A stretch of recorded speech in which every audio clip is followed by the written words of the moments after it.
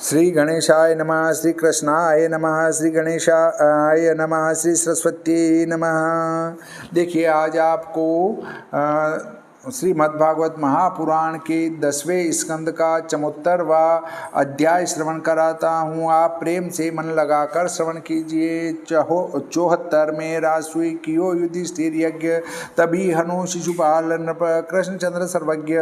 श्री सुखदेव जी बोले कि हे कुरुकुल भूषण परीक्षित, इस प्रकार राजा युधिष्ठिर जरासंध का वध और श्री कृष्ण का प्रभाव सुन अत्यंत प्रसन्न होकर श्री कृष्णचंद्र से बोले, जो पुरुष त्रिलोकी के गुरु हैं, सब लोकों में बड़े ईश्वर हैं, वे भी दुर्लभ मानकर आपकी आज्ञा को सिर पर धारण करते हैं।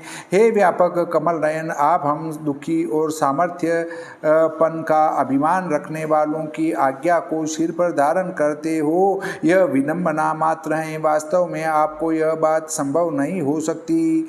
एक अद्वितीय अर्थात कोई जिनके बराबर नहीं और कोई जिनसे बड़ा नहीं, ऐसे परमात्मा आप हो। आपका तेज परोपकार के लिए कर्मों से भी न्यून नहीं होता। जैसे सूर्य का उदय और अस्त में तेज बढ़ता ही है, घटता नहीं। यदि कहो कि मैं परमेश्वर हूँ, सो सबकी आज्ञा माननी यह मंद कर्म करना योग्य नहीं है। सो कहते हैं कि हे यदुवंशोत्पन्न श्री कृष्णचंद्र, हे अजित, जैसे अज्ञानी पुरुषों के देह में अहंकार और देह के संग में समता रहती है, उसी प्रकार आपके भक्तों के तू और तेरा, मैं और मेरा यह बुद्धि नहीं होती। श्री सुखदेव जी बोले कि हे नपोत्तम परीक्षित, राजा युधिष्ठिर ने भगवान श्री कृष्णचंद्र से यह वचन कहकर और उनकी सम्मति ले यज्ञ करने के योग्य वसंतादि काल में वेद के पढ़ने वाले योग्य ब्राह्मणों को होता, उद्गाता, अध्वर्यु इत्यादि को में वरण किया। द्वैपायन, भरद्वाज, सुमंत, गौतम, असित, वशिष्ठ, च्यवन, कण्व, मैत्रेय, कवश, त्रित, विश्वामित्र, वामदेव, सुमति, जैमिनी, ऋतु, पेल, पराशर, गर्ग, वैशंपायन, अथर्व, काश्यप, धौम्य, परशुराम, भार्गव, आसुरी, वितिहोत्र, मधुछंद, वीरसेन, अकृतवर्ण, इसी प्रकार बुलाए हुए ऋषि तथा द्रोणाचार्य, भीष्म जी, कृपाचार्य आए। तब पुत्रों सहित धृतराष्ट्र और बड़े बुद्धिमान विदुर जी भी आकर सुशोभित हुए। हे राजन, और भी यज्ञ देखने के लिए ब्राह्मण, क्षत्रिय, वैश्य, शूद्र व सब राजा और उनके प्रधान दीवान आए। इसके उपरांत ब्राह्मण लोग यज्ञ करने की भूमि में स्वर्ण का हल चलाकर भूमि शोधन कर राजा युधिष्ठिर को यज्ञ दीक्षा देने लगे। जैसे पहले वरुण के यज्ञ में स्वर्ण की सामग्री और स्वर्ण के पात्र थे, उसी प्रकार इस यज्ञ में भी थे। और ब्रह्मा, महादेव तथा इंद्रादि देवताओं को संग लेकर लोकपाल भी आए। गणों सहित सिद्ध, गंधर्व, विद्याधर और बड़े बड़े सर्प, मुनीश्वर, यक्ष, राक्षस, खग, किन्नर, चारण, इनके समूह आए। और आए हुए राजाओं की सब स्त्रियां भी पांडु पुत्र राजा युधिष्ठिर के राजसूय यज्ञ में आई। हे महाराज, इस बात को कोई आश्चर्य न करे, क्योंकि हरि भक्त की सब वार्ता सिद्ध हो सकती है। इसीलिए इन्होंने युधिष्ठिर के यज्ञ में विस्मय नहीं किया।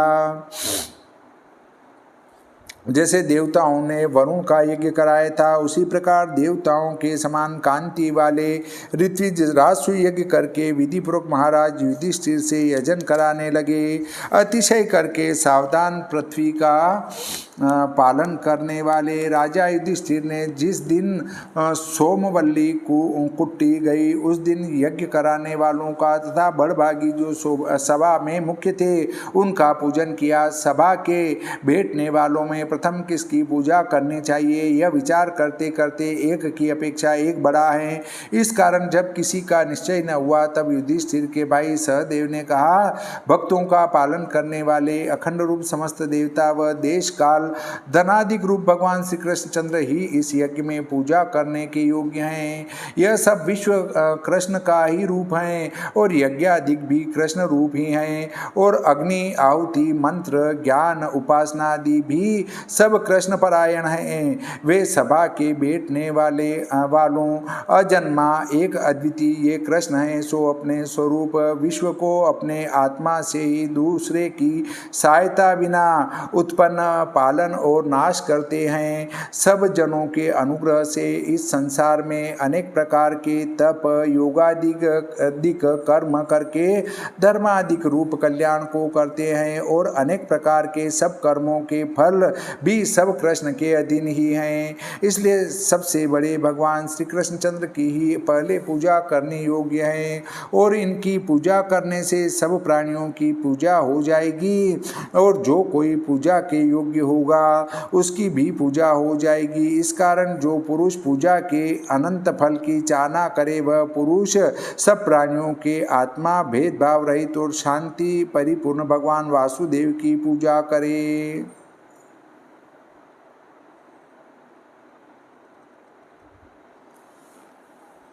यहाँ एक शंका उत्पन्न होती है, पृथ्वी पर युधिष्ठिर ने कुछ पहले यज्ञ नहीं किया।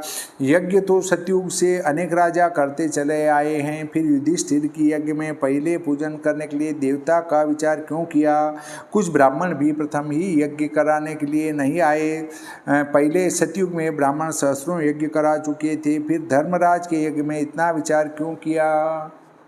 उत्तर इसका ये है कि सब ब्राह्मण भगवान को भूल नहीं गए थे। सब जानते थे कि यज्ञ में भगवान का पूजन पहले करना चाहिए, ऐसा सब जानते थे, परंतु देव योग से शिशुपाल ने कालवश मुनियों को और यज्ञों को, सभा में बैठने वाले प्राणियों को मोहित कर लिया।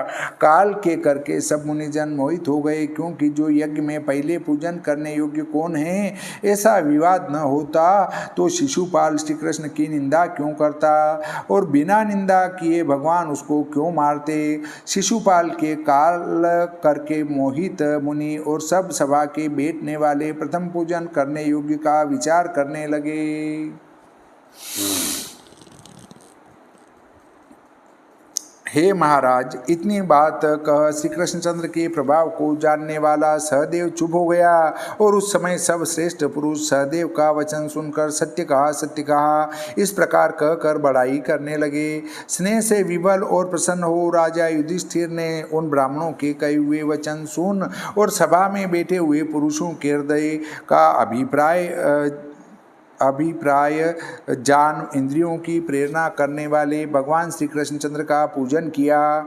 स्त्री, भाई, मंत्री और सब कुटुंब के पुरुषों सहित राजा युधिष्ठिर ने श्री कृष्णचंद्र के चरण कमलों को धोए। सब लोगों के पवित्र करने वाले चरणारविंद का धोवन जल अपने मस्तक पर चढ़ाया। पीले रेशमी वस्त्र और बहुत मोल के आभूषणों से भी पूजा कर आंसू भरे नेत्रों से राजा युधिष्ठिर श्री कृष्णचंद्र के दर्शन करने को समर्थ न हुए। इस प्रकार जब राजा युधिष्ठिर ने पूजा की तब श्री कृष्णचंद्र का दर्शन कर सब लोग हाथ जोड़ नमो नमः और जय जय शब्द से श्री कृष्णचंद्र को प्रणाम करके फूलों की वर्षा करने लगे। हे महाराज परीक्षित, जब इस प्रकार भगवान श्री कृष्णचंद्र की पूजा हुई तब उस समय दम घोष का पुत्र शिशुपाल श्री कृष्णचंद्र के गुणों का वर्णन सुन अत्यंत क्रोधित हो भुजा उठाकर ईर्ष्यापूर्वक निर्भय हो श्री कृष्णचंद्र को कठोर वचन सुना कर यह कहने लगा, नाश रहित श्लाघ्य सामर्थ्यवान काल बड़ा प्रबल है। वास्तव में यह वेद की श्रुति सत्य है, क्योंकि काल से ही वृद्ध सभा में बैठने वालों की बुद्धि इस बालक सहदेव के कहने से चलायमान हो गई। हे पात्र के जानने वालों में श्रेष्ठ सभापतियों, भला यह कृष्ण पूजा के योग्य है? कदापि नहीं। इस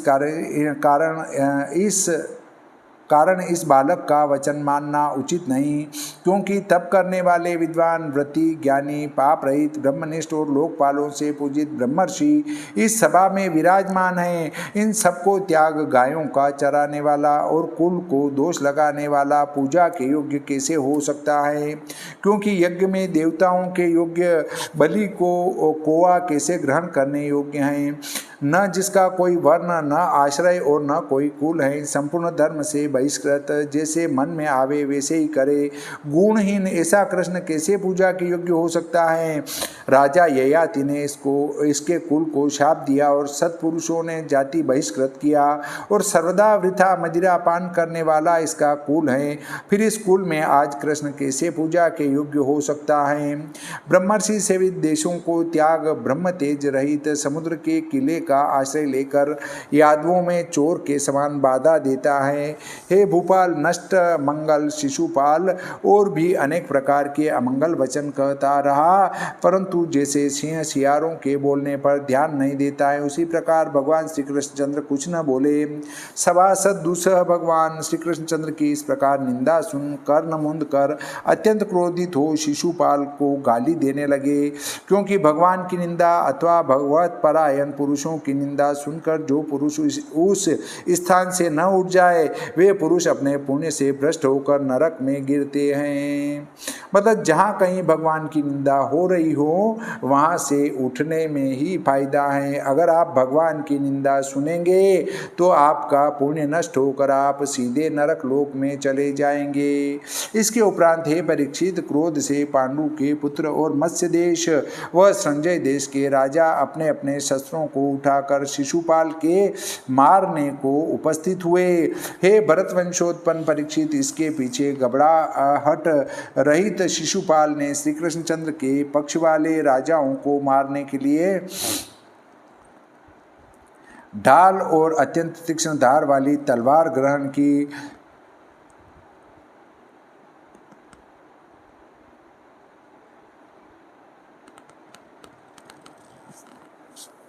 और अत्यंत तीक्ष्ण धार वाली तलवार ग्रहण की। यह मेरा पार्षद है और मेरे समान बलवान है, यह सबको मारेगा, इससे मैं ही इसको मारूं। यह विचार उसी समय उठ भगवान श्री कृष्णचंद्र ने अपनी ओर के राजाओं को निवारण करके सम्मुख आते अपने वीर शिशुपाल का सिर छुरे के समान पेनी धार वाले चक्र से काट लिया। उस समय बड़ा कोलाहल शब्द हुआ और शिशुपाल के पिछलगु राजा जीने की इच्छा करके भाग गए। उस समय शिशुपाल के देह में से निकली हुई ज्योति सब प्राणियों के देखते देखते श्री कृष्णचंद्र में इस प्रकार मिल गई, जिस प्रकार आकाश से गिरे तारे पृथ्वी में मिल जाते हैं। पहले जन्म में हिरण्याक्ष और हिरण्यकश्यप हुए, दूसरे जन्म में रावण कुंभकर्ण हुए, तीसरे जन्म में शिशुपाल और दंत वक्त हुए। इस प्रकार 3 जन्म के चले आए वेर से तन्मय बुद्धि से रूप का ध्यान करते करते उसी रूप को प्राप्त हुए, अर्थात पार्षद हो गए। क्योंकि जैसी जो भावना करता है वैसा ही उसका जन्म होता है। इसके उपरांत चक्रवर्ती राजा युधिष्ठिर ने यज्ञ के कराने वाले ब्राह्मणों को और बड़े सभा में बैठने वालों को बड़ी दक्षिणा दी और विधि पूर्वक सबका पूजन करके यज्ञांत स्नान किया। योगेश्वरों के ईश्वर श्री कृष्णचंद्र ने राजा युधिष्ठिर का यज्ञ सिद्ध करके और सुहृदों को विनय से कितने ही मास पर्यंत वहाँ वास किया। इसके उपरांत जानने देने की इच्छा न करने वाले राजा युधिष्ठिर से आज्ञा मांग सामर्थ्यवान भगवान देवकी नंदन श्री कृष्णचंद्र अपने स्त्री पुत्रों को संग लेकर द्वारकापुरी चले आए। श्री सुखदेव जी बोले कि हे राजा परीक्षित, वैकुंठ के वास करने वाले जय विजय पार्षदों को सनकादिक का शाप लगा, इस कारण बारंबार जन्म हुआ। प्रथम यह कथा तुम्हारे आगे विस्तार सहित वर्णन कर चुके हैं। राजसूय यज्ञ कर चुकने के पीछे स्नान कर राजा युधिष्ठिर ब्राह्मण और क्षत्रियों के मध्य में बैठे हुए इंद्र के समान सभा में शोभायमान होने लगे। राजा युधिष्ठिर से सत्कार पाकर सब देवता और आकाश के विचरने वाले मनुष्य प्रथम गण श्री कृष्णचंद्र और सभा तथा यज्ञ इनकी प्रशंसा करते आनंद पूर्वक अपने लोकों को चले गए। परंतु कौरवों के कुल में कलियुग रूप कुल का नाशक धर्मद्वेषी दुर्योधन पांडुपुत्र महाराज युधिष्ठिर की बड़ी शोभा को देख अपने मन में बहुत कूड़ा शिशुपाल के वध आदि जो भगवान श्री कृष्णचंद्र के कर्म 20,800 राजा केत से छुटाए और राजा युधिष्ठिर का यज्ञ कराया। इस प्रसंग को जो पुरुष कहे अथवा सुनेंगे वह सब पापों से छूट जाएंगे। श्रीमद्भागवते महापुराणे दशम स्कंदे उत्तरार्धे भाषाटिकायां शिशुपाल वधो नाम चतुसप्ततितमो अध्याय।